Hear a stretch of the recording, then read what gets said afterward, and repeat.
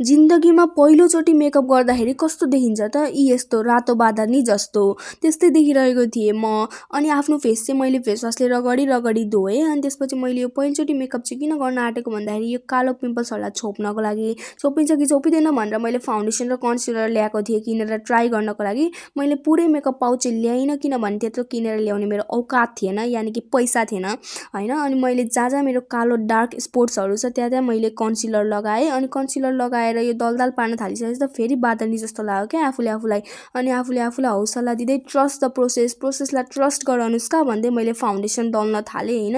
यो सेतो फाउन्डेसन चाहिँ मैले आफ्नै सेडको ल्याएको थिएँ। अनि आफ्नै सेडको ल्याउँदाखेरि राम्रो हुन्छ होला भनेर सोचेर दल्दै थिएँ। दल्दा दल्दै मैले यति धेरै दलेँ म सेतो चुडेल जस्तो देखिन थालेँ। तर पनि इट्स ओके, दाग छोपिन्छ कि छोपिँदैन भनेर मात्रै हेरेको नि त हामीले त। बिफोर भर्सेस आफ्टरमा दाग चाहिँ छोपिएको रहेछ, कालो कालो दाग देखिएको छैन नि। बाई।